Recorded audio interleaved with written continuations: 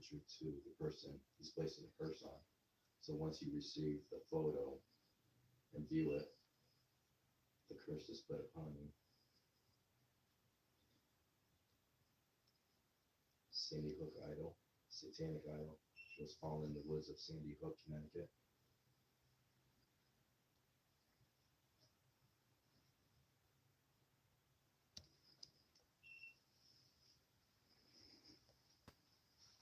Hello, Colleen. The dinosaur in the Brookfield murder case. There's that dinosaur was seen walking around the house and telling everybody in the house that you're all gonna die.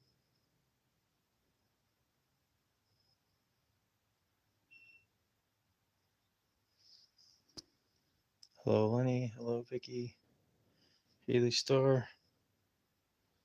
Aaron, Colleen.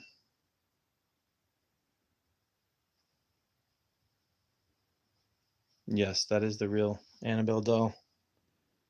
Just waiting for more people to start coming in here.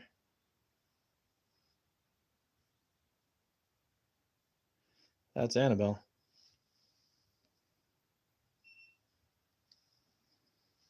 Hello, Jennifer, Tina, Joe, Teelan, Deb, Jeff. I'm gonna have the movie doll here from Annabelle Comes Home.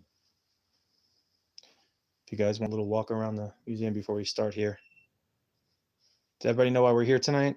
I just posted the video, so.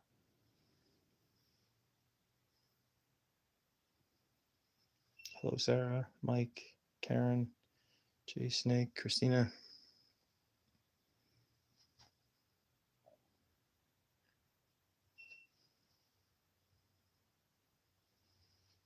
Yes, we are inside the Warren Occult Museum right now. That is the Annabelle doll right there, and all their amazing haunted items throughout the years of their pioneering paranormal career.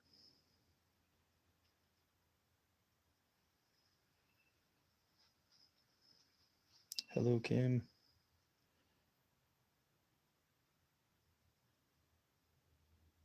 Yes, it's not the one that looks like the one you see in the movie.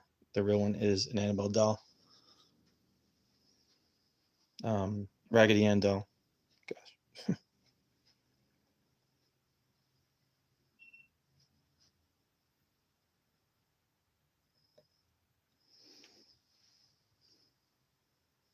Oh, this box is fully spiritually protected. Sure. There's the news clipping. Those are the nurses from that truly acquired Annabelle that had all the problems which the Warrens were called into.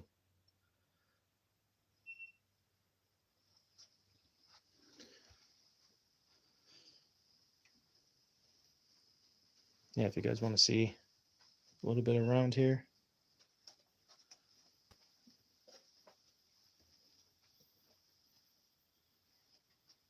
Hello, Brandy. You definitely feel stuff throughout walking around. You get little bursts of energy, and for sure. I've been here a handful of times over the years.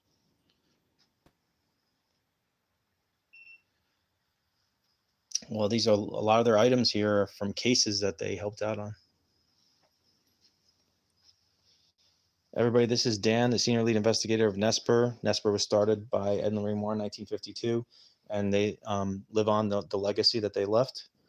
And what we're doing here tonight is we were going to do a Q&A and talk about the new series that we're a part of, 28 Days Haunted, that airs on Netflix October 21st. And the reason why we're in the museum is because this show is based off the theories of Ed and Lorraine Warren, and something that, you know, they had said something about the cycle of a haunting. Right, and how somebody's affected living in a haunted house. You just can't go in a haunted house and expect activity to start. You actually have to be just like the people that inquired the house that are living in the house lived it. So we're putting people in that same situation. We're putting participants in a haunted house for 28 days and let them go through the same way the family went through during their haunting. So they'll experience it the same way. So it takes a toll on you. being in a haunted house for that long, and it might take a week, 2 weeks before they start feeling, you know, spirits in the home, spirits that are trying to communicate with them. Um, Emotionally, they start breaking down, and start getting affected by the haunting itself. Sean could, Sean could definitely, I can concur with that. Obviously, I mean, being sensitive like myself and being in a place that long, it really takes a toll. On top of the isolation, and we were engaging, the paranormal world every day, 7 days a week. It's literally like I was part of the spirit world more than planet Earth. It's definitely something that was mind blowing, and look forward to everyone checking it out when it comes out. Jimmy, what's up, man? Hey, Jimmy. It was truly something spectacular, and I think everyone on all the teams involved all had very profound paranormal experiences in the locations that they were in as well.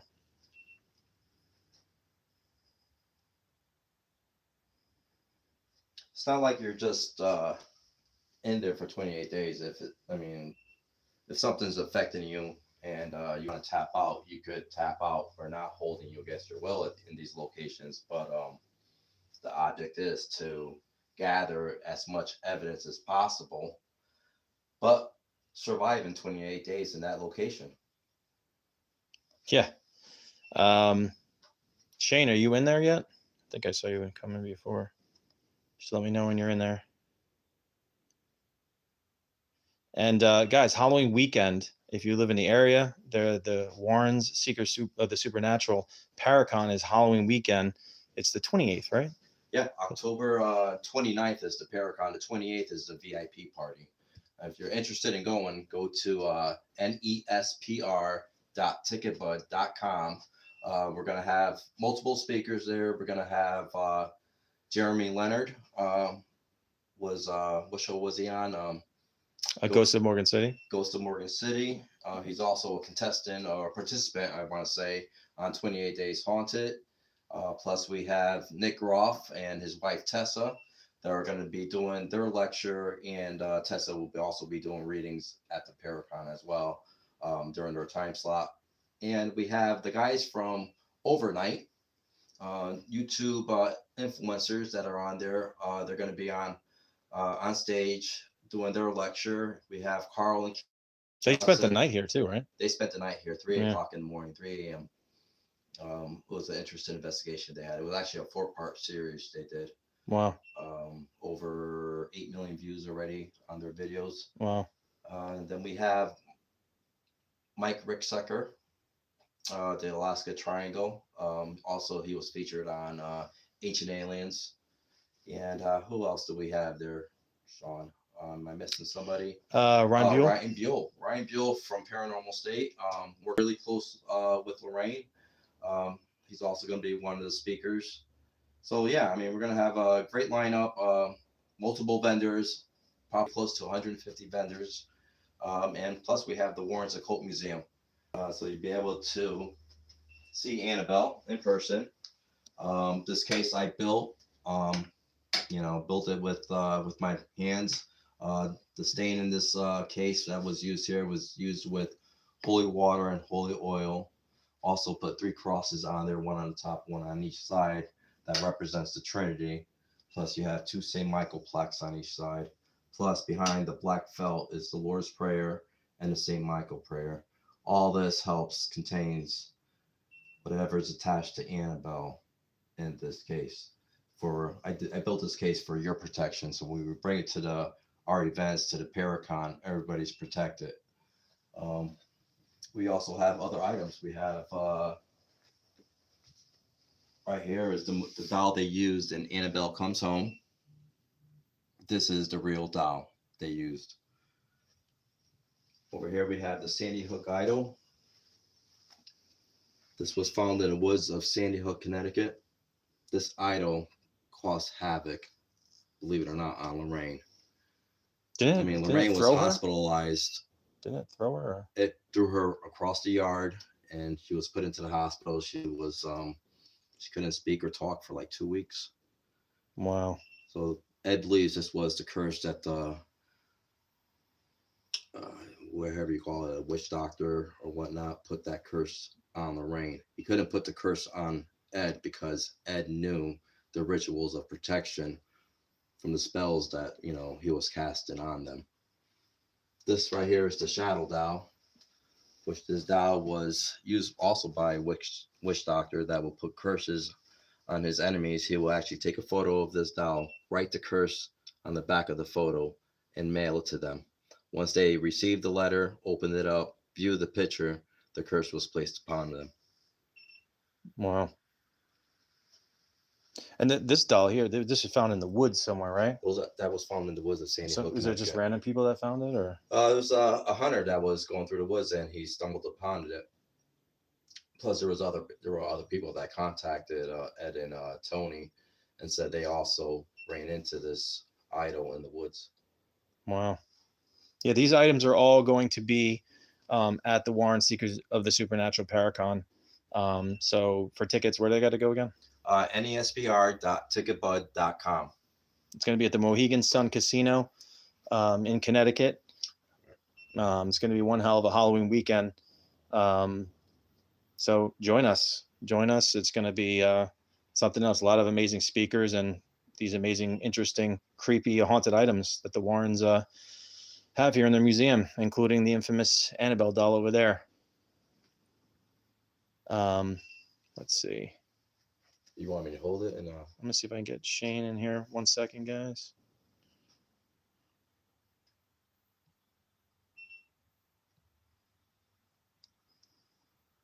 There we go.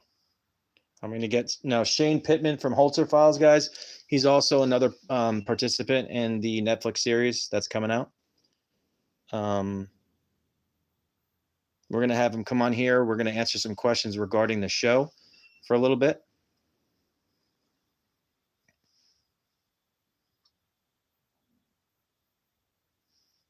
Hello, what's going on? What up, man?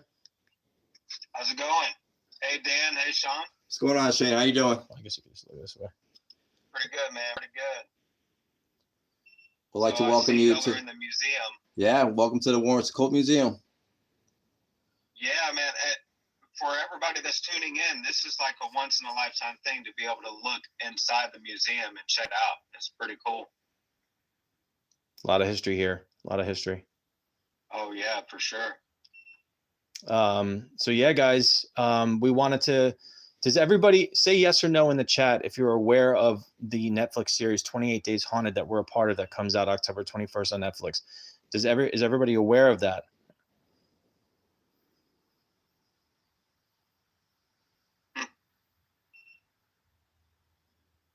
Some yeses and nos. It's like 50-50, it looks like. Right. Okay, so here's the premise. There's 3 teams. Shane was on a team and I was on a team where we had to stay in a very haunted location for 28 days straight. No contact with the outside world. We engaged the spirit world 24/7 in this place. Yeah. And we had crazy stuff happen. And it was something very unique. And I don't know if anyone's ever done what we did to that extent. No, not for this long, man. Yeah. Not for this long. And then the fact that like people are like 28 days, it's no big deal. But like you said, there's no cell phones, there's no TV, no radio. We didn't leave the location at all. So it's basically you're constantly in that state of the spiritual part of it. I mean, being mentally and physically challenged, and it's a constant thing 24/7 for 28 days. I mean, it was the most difficult thing, but the most rewarding thing that I've ever done, for sure. Yeah. Now, Shane, did it test your abilities? I guess if you have a gift, and did those gifts amplify being in a haunted location for 28 days? I think everything amplified, because like I said, you're constantly immersed in it the entire time. Like we didn't have really a break to go anywhere else and kind of ground ourselves. It was a constant state of spirit communication, really. That's basically what it was. And I was not expecting things to happen the way it did. And everybody that's tuning in right now, you have got to check the show out. I'm telling you, some really life-changing experiences happen for sure. Someone just asked, is it multiple locations? Yes, it's 3 different haunted locations in 3 different states, 3 different teams that we were all set in those places without being able to leave. It's 28 days haunted. You can actually go to Netflix right now and set a reminder. So when it comes out, the trailer's on my TikTok, it's on YouTube. If you just look it up, you'll find it. And it's coming out less than 2 weeks, Friday, October 21st. And it's going to be something unique for you guys to watch. And I think it's Netflix's first paranormal reality show that they've ever done, if I stand correct. First of its kind for Netflix. Which is and what's special about it too is, again, it's Netflix, so it's worldwide. So people from all over the world are going to be able to check this out. I'm already getting comments from folks over in Europe that they've seen it on their Netflix over there, and they're excited about it. Yeah, I've had comments from Australia, Japan, Belgium, everywhere you can even imagine. I mean, it's reaching all across the world, and I really think that that's special because a lot of the theories that Ed and Lorraine Warren had, they were put to the test, and I think this show is really going to show that a lot of the theories that they had were in fact true. Yeah, living in an environment for that long, it'll definitely take its toll, especially with places that have so much spiritual, entities wandering around, and the desperation of a lot of these human souls for all different reasons that they stay earthbound, and really just they interact with people on the property, especially certain individuals. It just depends on what happens in a location, but sometimes spirits gravitate towards certain people and not others, and all sorts of stuff. But these spirits, they I'm sure that they knew that we were there on those locations for a reason. And probably, I don't know if we were the experiment rather than. Well, you guys came in there with the intention to investigate, but those spirits are there. They're investigating you and watching you. Yeah. And watching your actions and waiting for an opportunity to confront you when you're either at your weakest point or, you're totally open to accept what's really going on there. Yeah, because the intelligent ones, they knew what we were doing. Yeah, and you got to think too that we have a lot of theories ourselves about how much energy it would take for a spirit to manifest, and us being in a location for that long, like y'all were saying earlier, it could be an experiment. They were experimenting with us and kind of investigating us and seeing how much they could reach out to our side of the veil and communicate with us. And since we were there for longer than just a day or two, I think it changed things up quite a bit. And I honestly think that this is going to change paranormal investigating going forward in a lot of different ways. And a lot of different teams and investigators, I think, are going to be looking at things a little differently after the show comes out. Well, typically people go for one night, and they try to get something, truly amazing in one night, an experience or something. And, to have that long of a period of time to sit there and engage and really live in that environment where there is paranormal activity it just extends that possibility to an exponential level, to say the least. Well, that's the way we investigate. I mean, we will go to a haunted location or families that's being affected by something that's happened in their home. We will go there and we'll stay there overnight for multiple days and just observe. We're not investigating. We're just observing to see if we could experience what they're experiencing without any communications. And that's when the spirits try to gravitate towards you and communicate with you. Mm-hmm. I can see it around my aura. I mean, people that are sensitive, I truly believe that we have a specific characteristic to the light around our aura where they will go towards you because they know you have a better chance to be seen, felt, or heard by them. And this is all the same logic, I think, because of kids too, because kids are fresh from the spirit world and they have been contaminated with irrational perspectives that are hammered into their, impressionable minds. And that's why kids experience so much until they actually probably lose a lot of their natural gifts as they grow up, because we're taught these things don't exist unless their abilities are really strong. And then those kids end up being a superpower when it comes to picking up on spirits later on in life. Yeah.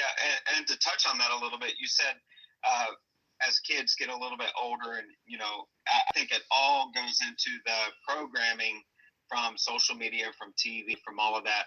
So that's another special thing about the show 28 Days Haunted, is we were without all of that.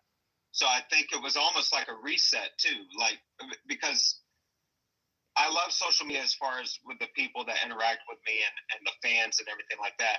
But to have that break was almost like an awakening in and of itself, not having those distractions and being able to actually truly immerse ourselves in the experience. It was refreshing. I mean, you don't know how much social media and TV and all of that stuff takes over your life until you're without it for a certain period of time. So, hey, Shane, how did it play with your emotions? I know, being a paranormal investigator, you go in there for one night, you have a list of questions. I mean, you go in there prepared to ask certain questions. Now, being there 2 weeks now, you're investigating this location. All right, you went through all your questions. You went through all your equipment that you're using. How did that affect you emotionally? How else do I continue on with this investigation for another 3 weeks? And what goes through your mind? That's a very good question, Dan. Very good question. Because a lot of it is repetitive. We only had so much equipment to work with, so many different experiments that we could try, right? So after a while, you're just like, well, what else can we do to kind of push ourselves further past the limit to see what we can do to hear from the spirits that may be here? And it's very taxing because it kind of challenges what you're used to doing, and your thought process and your whole belief system is into question, because at this point you're like, okay, well, what else can I do? So what it did with me is it had me look internally a little bit more. As like, okay, I need to be quiet more than I'm asking the questions. I need to shut up and listen more than I'm trying to make a certain equipment do a certain thing, or trying to have them engage with a certain piece of equipment. It was more so, I need to shut up and just let them speak however they want to do it.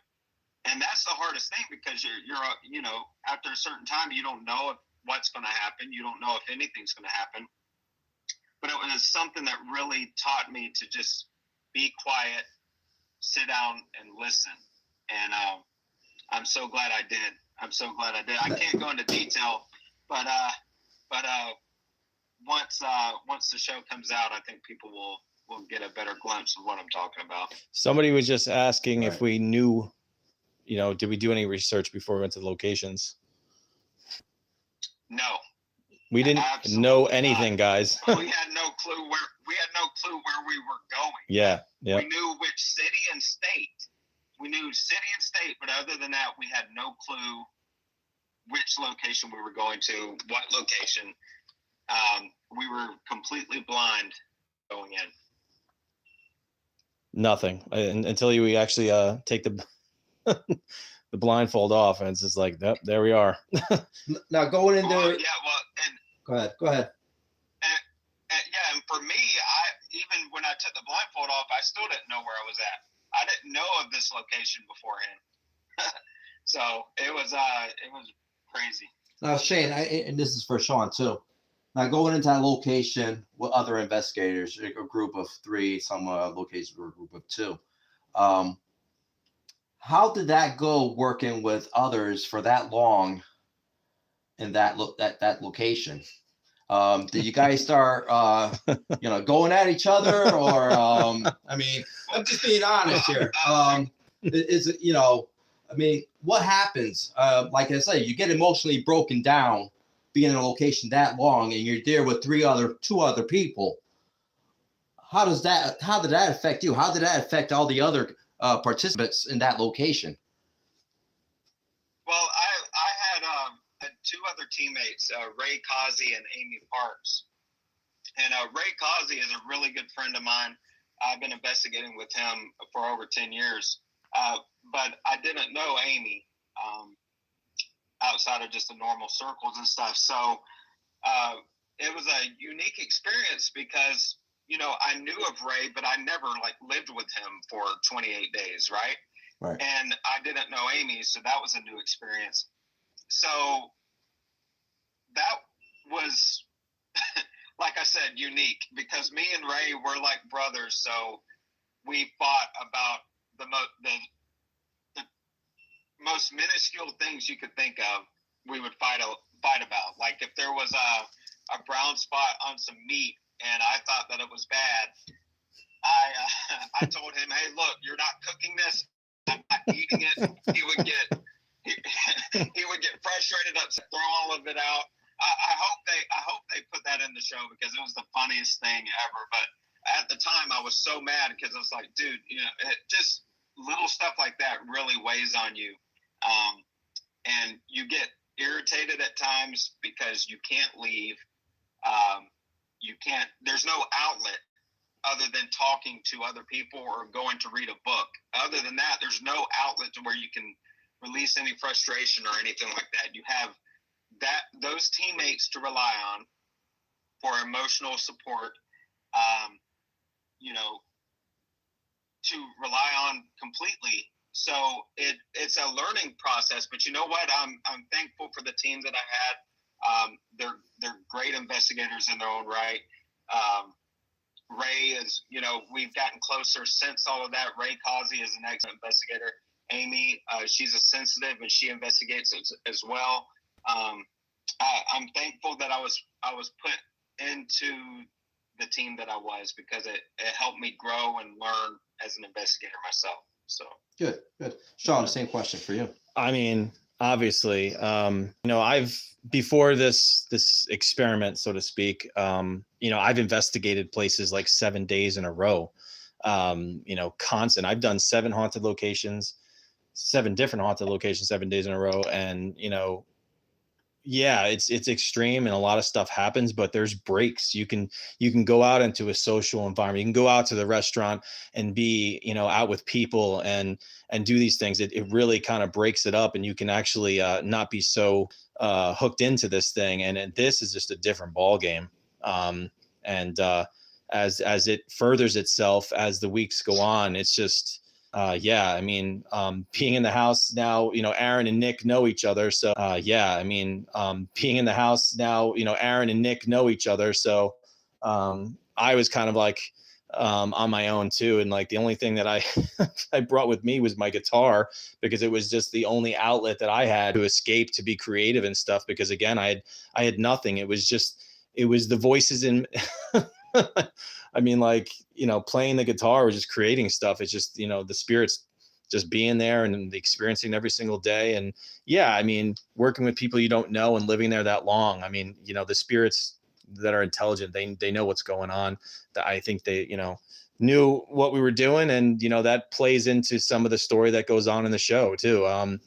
As it would go on any case, even when you're going on a residential case, when you go to people's homes and negative entities, they mess around with the family. They try to conquer and divide people any way that they can. And so from being on this show, say you go on to your next investigation, what are you taking with you that you learned from 28 Days Haunted that you could bring with you and your experience to help a family or, a haunted location, explaining on what's going on there? I think really, like Shane said, immersing yourself on the spiritual side of things. Now, I'm sensitive. I've been triggering my abilities for quite a few years now. Really seeing that side of things kind of gives you more of an open eye into what people are experiencing. And I think all these experiences in general, but this was something to the extreme that, it's an eye opener to go on these cases, and it can help you tap in to give a better chance to bring validity to what the people are going through in their homes, in such a short period of time too. You might only have to go to a family's home once. You might have to go back twice or three times if it's serious. But I think all paranormal experiences in general broadens the horizons of our perspectives and our knowledge and our potential in helping people, and also the people that are passed away, which is something you guys know on my TikTok. I always pray for spirits, so I'm always trying to help someone living or passed away. And obviously, again, immersing myself in the spiritual realm and the emotions of spirits. I mean, it affects me. And I sympathize through some of all the different lives that people lived, that led to a tragedy, that somehow they're still earthbound and they're reaching out and trying to be acknowledged. So Shane, would this change your approach on, how to investigate helping a family? Oh yeah, for sure. And there's certain things that happen in the show I can't really talk about yet. That has really helped me. I can't really go into detail. But again, like I said, life-changing stuff that I'm still dealing with over a year later, because we filmed this last year. Still stuff dealing with. But like I was saying before, Dan, it's one of those things where instead of going in there guns blazing, it's one of those things where I need to just be quiet and listen and, try to get a feel of what's going on in the location before I actually just go and ask all of my questions. Because really, if we're trying to figure out what's going on that side of the veil, we need to be listening more than speaking, because we don't know. So the only way we are going to know is if we're open and listening to what they have to say. I agree. It's about their voice, letting their voice be heard.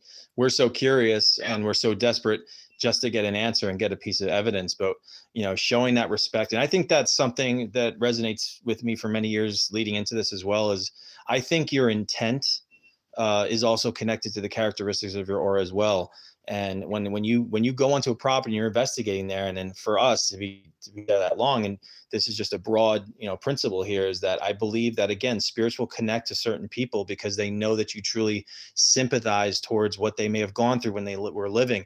Maybe you can give a voice to their story, and they know that connection, they feel that connection, and that's why I think they specifically gravitate towards specific individuals because of that. And whether it's an extreme experiment or just sleeping, one night and investigating, a full day on a location, I think that principle is obviously magnified with a show like this, an experiment. Right. No, but what you said too, I want to touch on is intention is everything, really. Yep.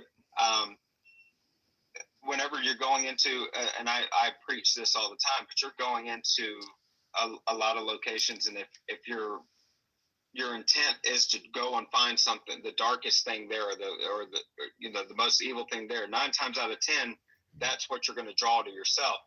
Law of attraction. Yeah. But if you're going in trying to find the positive and the good in things, 9 times out of 10, you're going to get that. Intention is everything, and no matter what you do, and not even just the paranormal world, but just in any aspect of your life, intention is very important.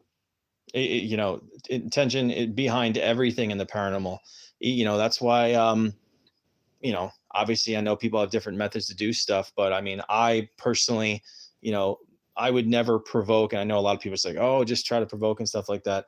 And, that's that. I would never provoke for the intention to try to get a result for evidence wise. Well, in the same token, you're bringing something else forward. You're bringing something evil forward. Like going into a location, there might be a folklore about that location. Not that it's true that really happened in that property. It's a folklore. Yeah. And people go in there. I mean, some investigators go in there and they go off of that. So they're making the monster bigger. So they're creating what Ed used to call as a topa. So you're creating this monster. So Yeah. if it's an evil entity in that location, you're giving it recognition, you're giving it strength, you're giving it a name, you know, and it's there. So it doesn't mean that that is part of the haunting of that location. It's something that you made bigger. Yeah. Right. Well, and what Dan just mentioned about tulpas, if people don't know, it's like thought forms, right? So there was, yeah, we can go into all that later, but it's thought forms. It's whatever you feed gets bigger and grows, and that's basically what Dan's talking about there for people who don't know. So if you go to a location that's been investigated by thousands of investigators, they're bringing different energies into that property. So Yeah. I could go onto that property. I could feel what the last person did at that property and what they were dabbling in. Doesn't mean it was part of the property, part of the history of the property. So they're bringing that negative energy to that property, and then it waits for the next person to grow off of. We were just talking about that before. I mean, just, you know, visiting cemeteries and things like that. And you walk in there and then, you know, it becomes very active. And like, for all the cemeteries that I've investigated throughout the years, it seems like, you know, creepy places, people want to do creepy things. So they'll bring occult like methods, you know, rituals, Ouija boards to these cemeteries, and they end up, you know, creating something that was on, you know, not in the environment initially, and making the activity exponentially stronger in the end. But it's not a part of the history. And you know, a lot of, yeah, sorry for cutting you off. Yeah. But yeah, and a lot of people that they'll go into these locations and do this stuff. We're not knocking all of those that are novices in the beginning. A lot of these people are thrill seekers. They don't really know what they're getting into. So, you know, we have understanding in that regard, but yeah, for anybody that's watching that wants to go in and it's just a thrill seeking thing, and you're wanting to take in like a Ouija board, or you're wanting to dabble in different stuff like that, just be aware that things that you do have consequences. It's something that it could be lasting consequences, and you got to be really careful again on intent of what you're doing, because you go in looking for things to scare you, you're going to get things that's going to scare you. It may not be right then when you're doing it. It could be months, years down the line, but it's stuff that can end up creeping up. Those attachments stay with you. Down the road. Yep. Those attachments stay with you. And I mean, if you don't know what you're doing, and you know you're going out there trying to go to these different locations or going to help a family, well, you're bringing that with you as well. Yep, for sure. No conception of time in the spirit world, so you know they can wait patiently, very patiently, years down the line when you have no idea it has anything to do with the paranormal, so it can, you know, get more out of the situation, more of the chaos from the shadows. So it has as much time with you before you discover the, you know, the source of what was attached to you in the first place. So the whole concept with 28 Days Haunted is that you're going in there. Yes, you're a paranormal investigator, but then in the end, you're turning into the client. You're turning into the victim that's experiencing this haunting. Yeah. So the tables are turned in a sort of way. Oh yeah. Oh yeah. Like I said, you know, spirits, the intelligent spirits, I'm sure that they knew what we were doing. I mean, and then we're like in the family perspective of living in the home, and it's like, we can't leave. We can't leave. We are surrounded in this environment, and whatever happens, happens. And you got to be on guard, because all the principles in play about the paranormal is all in this experiment. As you're here for all these weeks, and it's intense. Yeah, and I've had a lot of people post comments saying, well, how is it documented if there's no cameras? Well, look, guys, inside the location, there's cameras. There's no cameramen. So they're robotic cameras that's following our every move, right? So I just want to clarify that for people that may not understand fully of what's going on. There's cameras in the location, but there's nobody manning them that's inside of the location. So we were in there immersed in the location ourselves, and the cameras were being controlled from a completely different location. Mm-hmm. Now, I know there's a bunch of people coming in and out here. Does it, the name of the show is 28 Days Haunted. It's going to be on Netflix October 21st on Friday. You can go set a reminder on Netflix. That's what we're talking about if you're just coming in and seeing Annabelle waving at you. That's basically what we've been discussing here. You know, we're just touching very lightly on what we experienced because the show hasn't come out. And we don't. Warren's Paracon.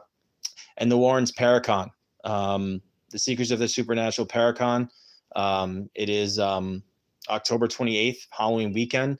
You can actually meet the real Annabelle doll. They're taking the doll out, and you can actually get a picture taken with it. And I myself is going to be there. All of Nesper, plenty of guests, Ryan Buell, Nick Groff. It's going to be one heck of an event. And what's the website again? Nesper? To get tickets is nespr.ticketbud.com. Or you could go to warrens.net, and we have the event page also listed on there. So I'm looking at some of the questions coming in here. Yeah. So what questions do you guys have about the series, or if the event coming up about the Warrens Con? Yeah, and if y'all don't mind too, while we're live, if you don't mind sharing it out, just so we can get the word out about the show and about the Warren Con. If you can share this live, that would really help us out a lot.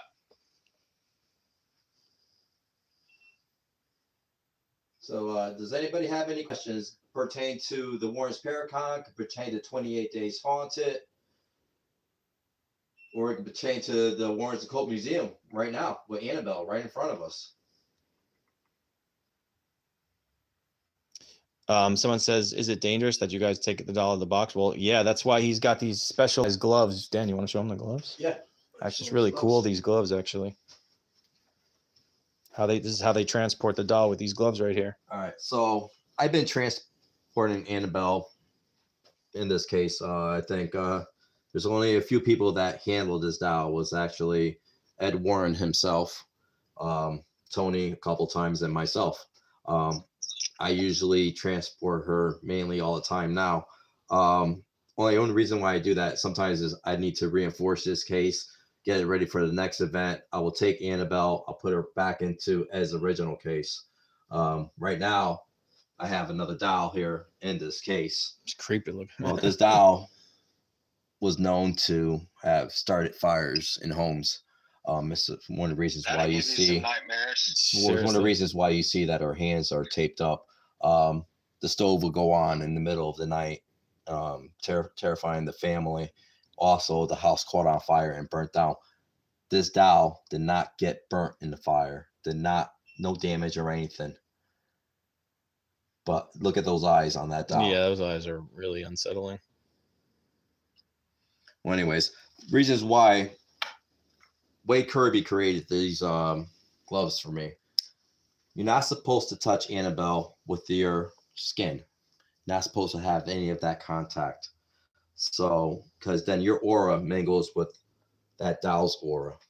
So by having these gloves on, they have blessed metals on each finger. Each finger will have Saint Michael, Saint Benedict, Saint Michael, Saint Benedict. Also, a holy relic that's on the outside of the glove. It's the cross of God, Jesus.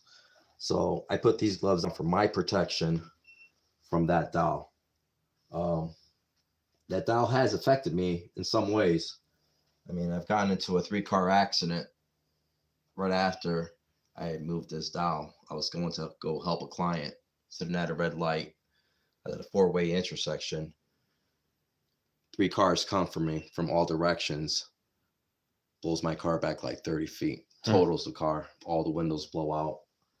I walk out of that car without a scratch on me. Wow. Dude, it's always with vehicles. I don't know what it is, but it always has to do with vehicles. Man, I lost other cars. And there's other stories. Everything. Even the priest. The priest. What was the priest story again? The priest almost challenged the doll, saying, that God is stronger than you, and he took the doll, tossed it across the room. But then Ed looked at the priest and said, yes, God is stronger, but you're not. Yeah. See, humans are with sin. They grow with sin. So they're not 100% pure. But when they have the faith of God, they armor themselves. But when you challenge something and you're not prepared, you're not using religious provocation this is how we investigate, is through the name of Jesus Christ, that we protect ourselves. And that's how we're able to protect ourselves from this doll or any of the other objects in this museum. So we do not challenge the demonic. Yeah. And yeah, I think the priest when he left, didn't he almost get the car gotten cut in half? It was a brand new car he had. He got into a car truck or accident something. right after he left the museum. You know, there was an officer here that was left in the museum by himself while Ed went to go get a phone call. From inside the house, Ed heard some ruckus going on in the museum, comes down to the museum. Annabelle is knocked over in a chair. The officer's laying on the floor over there. And he goes to Ed, I won't tell you what happened here, but I'll tell Lorraine what happened. And after he had his conversation with Lorraine, he had retired from the police department and moved down to Florida. That was the guy who picked up the doll. That was the guy who picked up. He was a detective, right? Well, the detective, right. Yeah. Well, something happened in his museum. That he literally just quit. Right. After that. Yeah, I remember reading that in the book. And then the guy on the motorcycle, too. That was the famous story, too. The guy in the motorcycle. I witnessed that accident. There was a guy that came in here, started knocking on the glass, mocking Annabelle. And Ed saw what he was doing and said, son, you're going to have to leave the museum. So he takes off on the motorcycle. I guess he wasn't happy about it with his girlfriend. And they go down on the bike down Route 25 and got into a motorcycle accident. He was killed instantly. I was 8 years old at the time when this happened, not knowing that this was going to be a part of my life. I was working with my father. I went to work with him. It was like 4:00 in the morning. We went on bread routes, delivery routes to local diners and country clubs. The Monroe Diner was his last stop. We were leaving there, and this is around 12 noon, and we're heading back home. Right down Route 25, there was a motorcycle that drove by us with a girl in the back. I could remember she was holding on to the bar in the back of the bike, and she had a helmet on, but he didn't. And they went flying right by us. And my father looked at me and says, Dan, they're going to get into an accident. As we get to the end of the Route 25 connector, which meets Route 8, we saw the bike on the side of the road. We didn't see the guy that was riding it. He was thrown into the wood line. And all we saw was the girl sitting there holding her head, face full of blood. And, 30 years later, I'm working with the Warrens. I'm transporting Annabelle. And I didn't make that connection until like 10 years ago that I witnessed that accident. And this became part of my life. How about those synchronicities? Shane, did you have something you want to say? Yeah, somebody in the chat asked if somebody touched Annabelle, could whatever is attached to her transfer to somebody else? I thought it was a good question. Yeah, that's what we were just talking about, because some of the people that touch it. If you're dealing with something demonic that is inhabiting Annabelle, say for instance, if somebody goes and touches this doll right now, and either they might be dealing with depression, they could be an alcoholic, they could be a very negative person, or they have kinks in their aura. Your aura will mingle with that doll's aura. And whatever's attached to that doll could harm you. It's just like a Ouija board. It won't harm you tomorrow. It won't harm you in a week. It could harm you a year later. It could harm you 10 years later, or it could affect your family. And it's the same way we treat when we go on investigations. That's the exact same way when you walk into a location, a haunted location. You're going in there, you need to make sure that you're 100%, or your aura is going to mingle with that energy in that location. It's the same concept. Yeah. What someone just asked. What did someone say? Why didn't they use the Raggedy Ann doll in the movie? It's for this doll. Raggedy Ann doll. is Copyright. trademarked or whatever. You can't use the Raggedy Ann doll in the movie. So with New Line did with was it James Wan? He created his own doll. He loves the creepy stuff, so he came up with this doll over here. This was used in the movie, guys. Which one? Annabelle Comes Home? Annabelle Comes Home. That was literally the doll used.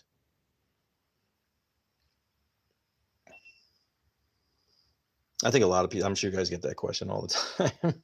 Regardless, even this doll was used from the movie. There was intentions with this doll. Yeah. So you never know. And it's one of the reasons why I got this case and put her in this case as well. You just, Oh, this that is doll represents this doll over here. Are you talking about the real doll or the movie doll? Is that a question somebody had? Yeah, someone said, why is it in a case? I didn't know they were talking about the movie doll. Yeah. This is just... They're talking about the movie doll, yeah. Yeah, the movie doll is just, it's just a, It's a regular movie doll. It's with the prop they used in the movie. But we put it in the case as well, being it in the museum. But this doll was used with the same intentions and the same storyline that the real Annabelle doll was based on. So it's one of the reasons why I keep it in here. So it's better safe than sorry. Is that what you're saying? It's always better safe than sorry, especially when you're in a museum with all these negative objects that are in here. Yes, guys, this is the real Annabelle doll, the Raggedy Ann doll. That is the real deal. Holyfield. Does anybody have any questions? She is. Does anyone have any questions about the Netflix show that we have coming out, the 28 Days Haunted? Yeah, you just answered it. Somebody asked, what's the show called? It's 28 Days Haunted. Days Haunted. You can set a reminder right on Netflix right now, and you can watch the trailer from there or from my TikTok or YouTube. It's all there. That's when it comes out. How old is the Raggedy? Well, the case was in the 70s? 70s. We got the story right here. Yeah, this is the news clipping, guys. This is the news clipping. This is the two nurses that acquired Annabelle that Ed and Lorraine were called into their case. And this is Annabelle with the two nurses. Can you say the names of the nurses there, Yeah. Sean?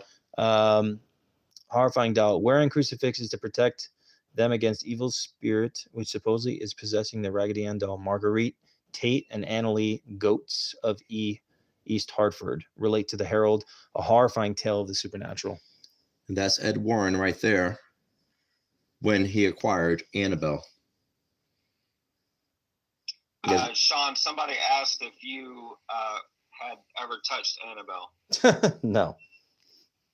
I don't know. Well, neither would I let him. First of all, though I do have a story. Annabelle. I mean, Tony did bring Annabelle down to Las Vegas. This was way back, maybe 4 years ago, to Zach Bagans' museum, and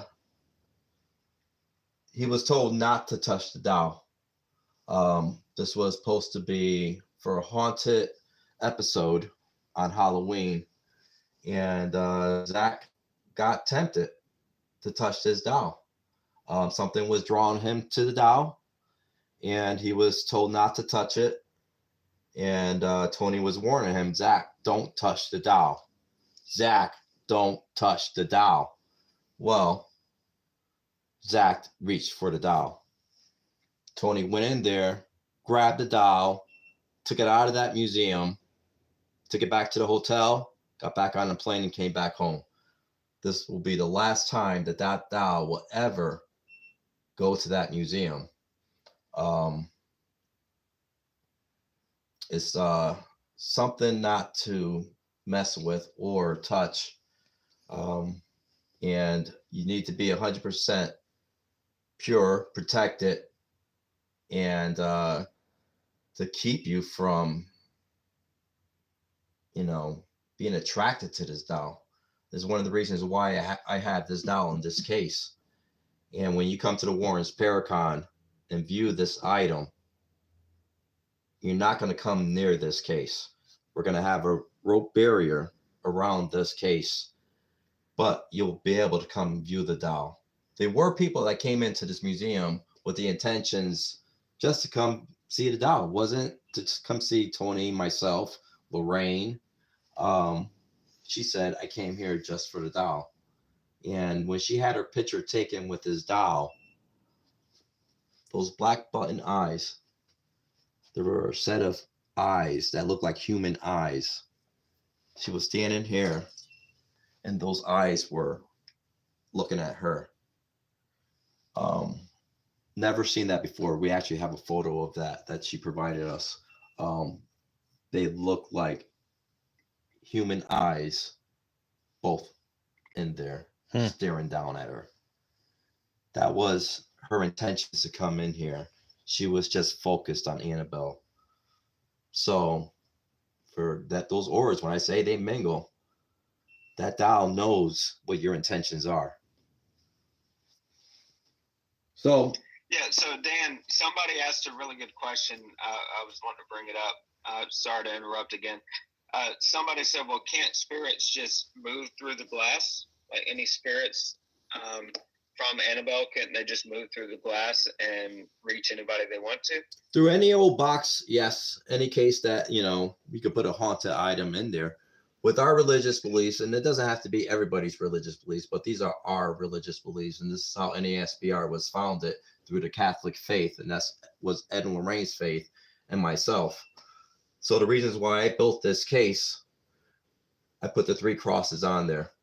And if you look on the side of the case over here, you also have a cross, but you can see through the glass into the case and see Annabelle. Oh, wow. So you have 3 crosses here that represents the Trinity, and 2 St. Michael plaques. And behind Annabelle is the Lord's Prayer and the St. Michael prayer. So all that in itself helps contain whatever's attached to this item. If there's anything still attached to this item, but we believe that there may be still something There definitely is. I know firsthand. But what I'm saying is, even the stain that I use, holy water, holy oil infused into the stain. Hey guys, I'm sorry. The audio has changed up, and people are recognizing it in the chat right now.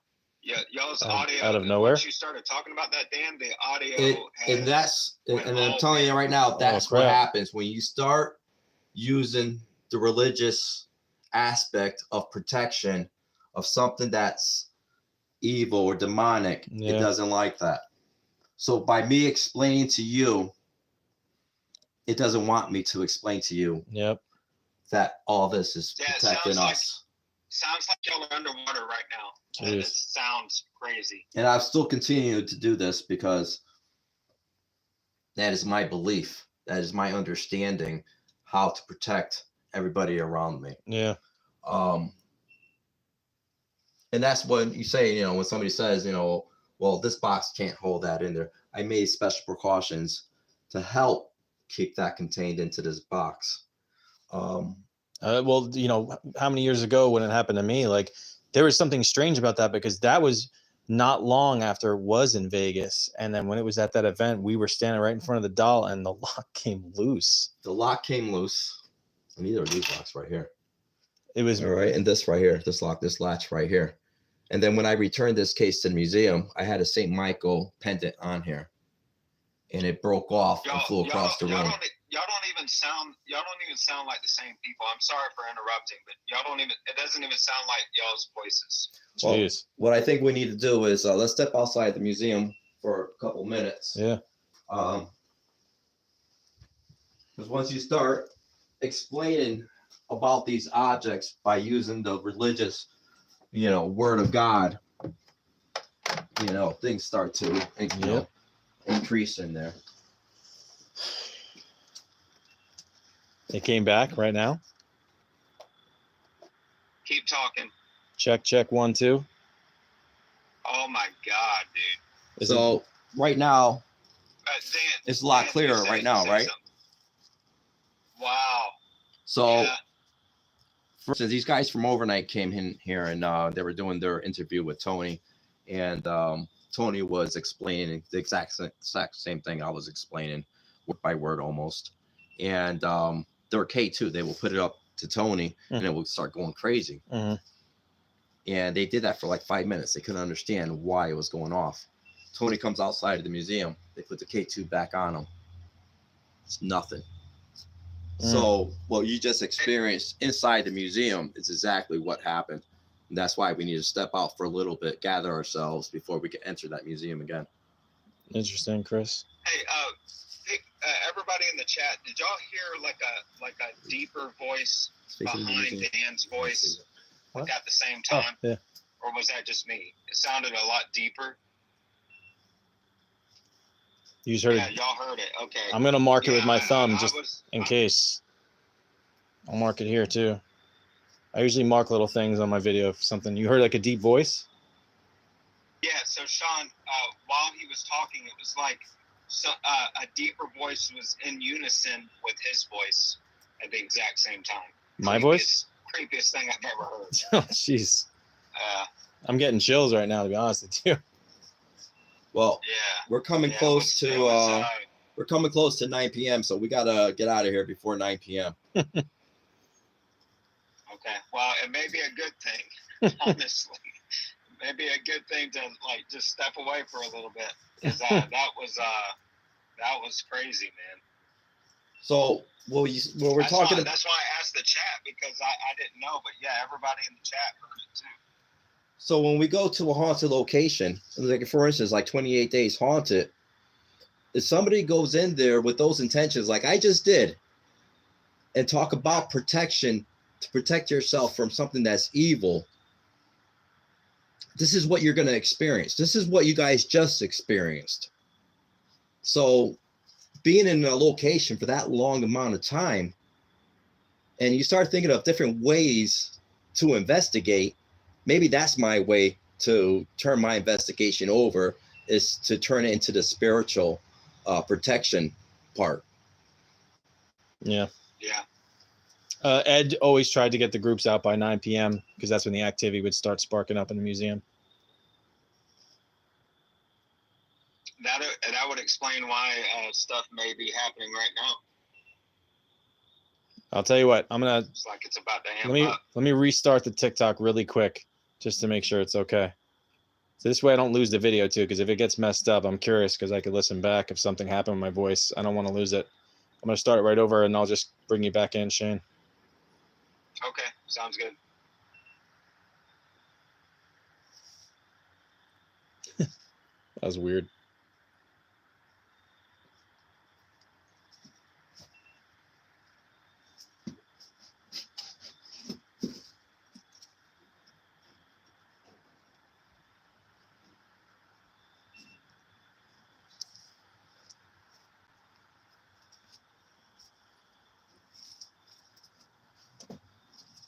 One. Oh, you started back up? Yep. Oh, let's go back in there. All right. So now that we experienced that, what you guys just witnessed, we could go back in here. I think we focused we gave A lot of acknowledgement. a lot of attention, and we could go to some other items Yeah. here in the museum. We could finish up this TikTok. We're running out of time. All right. But for instance, I mean, this dinosaur here, which said this dinosaur came from the Brookfield murder case, Devil Made Me Do It, that involved Arnie Johnson, David Glasso. And this dinosaur was, this was David's dinosaur. And this dinosaur would go across the floor, telling the whole family, you're all going to die. I don't know if Shane's on there right now. Yeah, just burn back on. Shane, you're there? Yep. Now, how do we sound now, Shane? Yeah, I'm here. How do we sound? You sound good. All right. Sound good now. So you see that we're away from that dial right now because we were giving that dial too much recognition. Mm-hmm. All right. And that's what happens. You know, you're going into these haunted locations and you're giving it all this recognition. Activity is going to start up, you know. Right. And there's one So once the Warren Con happens, like if things start happening and amping up, would y'all transport Annabelle out of there and somewhere else, or what would you do? No, well, in a situation here with like that Paracon, like I said, we're going to have a barrier around Annabelle. People are not going to be able to come too close to that doll. They'll be able to view it there, but you can't go up and touch the case. All right. And plus of all, you're only going to be in that museum maybe for like 20, 30 minutes at a time. You know, I mean, we've got a lot of attendees coming to this Paracon. I think we got over 5,000 attendees coming there. So we have to get people through the museum. And we have security there. We want to make sure that, you know, people don't get out of line or anything like that, especially around these items. The items are there to educate the public, to let them know that evil does exist. That's why this museum's here. It's for pure education. Right. Just, well, like you were just saying, accept the existence of the devil. Right. As you're saying, you know, evil exists. Right. And actually, this was actually one of the quotes from the movie. It's one of Ed's quotes. And that's why I put it on this case. You know, we're here to educate the public. The devil does exist. God exists. You know, how to protect ourselves, how to conduct an investigation. I've learned a lot throughout the years. I mean, I learned a lot from Tony. I learned a lot from Lorraine. I'm no expert in the field, but I gained a lot of knowledge. And I would like to continue that and pass that knowledge to those that want to listen. And that's the way Ed and Lorraine did. And that's why we continue doing this. And I promised Lorraine that I will continue to keep doing this with Tony. You know, I was there, you know, when Lorraine had passed away. I wasn't there the day she passed away. I was at work, but I was there the day before, and I could stare into Lorraine's eyes. And Lorraine one time told me that she could see this white light that comes through my eyes. And I really didn't understand what she was saying until that day, the day before she had passed away. And I stared into her eyes, and I saw that light that she was talking about coming from her eyes, and I could see into her soul. And that's why I continue doing this. And this is why I'm a part of NASPR, is to continue that work that her and Ed started. It's not about fame, glory, or anything like that. It's about helping people. And you get more gratification helping somebody that you did something good. So when you go to heaven and you stand by the Lord, you're going to stand by his right-hand side, and he's going to look at you and he's going to say, "You done good." And that's what I want. It's nothing else. All right. Getting the show, being a consultant producer of this show, is to educate people, is to make people understand, make fellow investigators understand when they go into an environment, going in there for 28 days, you're going to experience something. You're going to come out of that environment with something that you're going to take with yourself when you go to help your next client. You're going to have more knowledge with you, a more understanding of what they're going through. And that's what the show is about, really is, to get a really good understanding what it is to live in a haunted location for 28 days.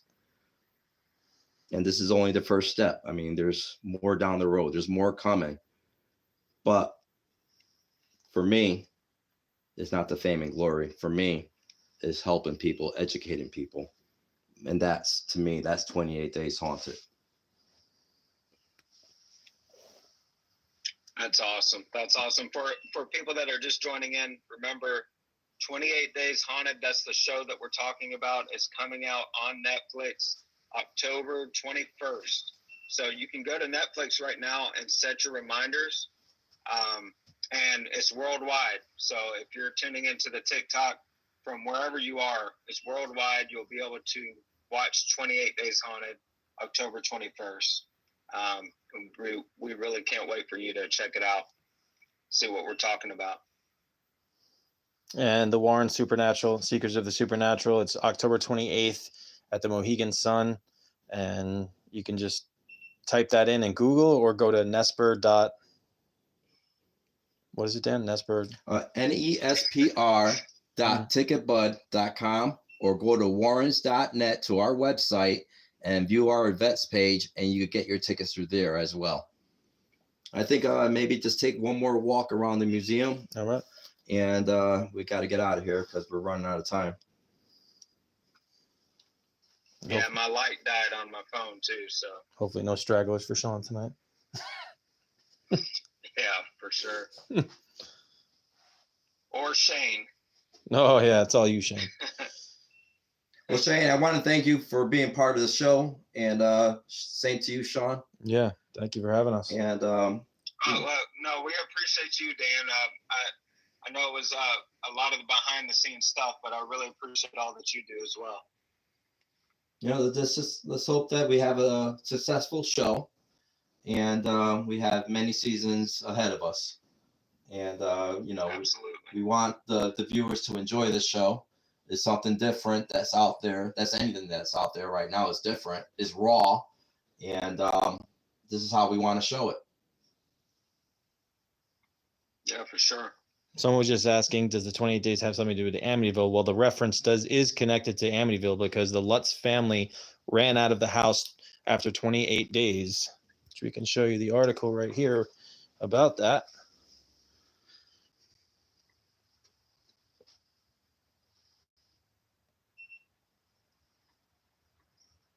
They left all their belongings, all the furniture, everything after 28 days of living in that house.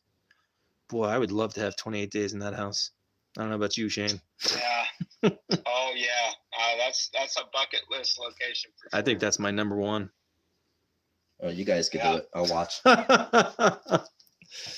And here's another location. This is the Lindley Street haunting, Lindley Street poltergeist that happened in Bridgeport, Connecticut on 966 Lindley Street. This was probably as famous as the Amityville, but didn't get as much attention. This was pretty much kept locally. But Ed and Lorraine were part of that investigation at the Lindley Street house. Look it up, Lindley Street haunting, Lindley Street poltergeist. You can watch that on the Shock Doc on Travel Channel about the Warrens. I think that's on Discovery Plus. They do a whole thing on that. Someone asked before, the dinosaur is from the Devil Made Me Do It case, guys, just to get to that question. Go ahead, Shane. Yeah, I just wanted to give a shout out real quick to all of the other castmates on the show. You know, they put a lot of blood, sweat, and tears into it too. So I want to give them a little shout out. But Aaron, Nick, Amy and Ray with Brandy, me. Let's get Jeremy. Give their last names. Brandy, you remember the last names? Yeah, Jeremy, Leonard, Brandy, Marie. Who else we got? We got Aaron Ray Causey, Thompson, Amy Parks. Yeah, Aaron Thompson and Nick Cates. Simons. Okay, Simons. That's it. And you got Tony Spera. Simon. Yep. Tony Spera as host. Yeah, Tony Spera, of course. And Aaron Saggers as host as well. Yeah. So just appreciate everybody that was involved, even behind the scenes, people in the control room and everything. It's just they made the show what it is. So wanted to give them a quick shout out too. Yeah, looking forward for everyone to check it out. And as you know, the show comes out and we can talk about it more. We'd love to jump on live, and I'm sure you guys will have a ton more questions when we can actually talk about this. Yeah. So October 21st, 28 Days Haunted, Netflix. October 28th and 29th, Warren's Paracon at Mohegan Sun Casino. Come check it out. Come check both of them out. I don't think you want to miss 28 Days Haunted, and I don't think you want to miss the Paracon. But we got to get out of here because we're running out of time, and I do not want to be in this museum after 9 p.m. So I'm going to start shutting it down, guys. I appreciate y'all having me on. I appreciate everybody that listened to us and watched us tonight too. Yeah. Thank you guys so much. And again, check it out. 20 Days Haunted, Netflix, October 21st, October 28th. Secrets of the Supernatural, Warren Con, meet the Annabelle doll, and all of us there. And look forward to spooky October season. Everyone have a good night. That's right. Be safe. God bless. Have a good night. Good night, everyone. And we'll see you later.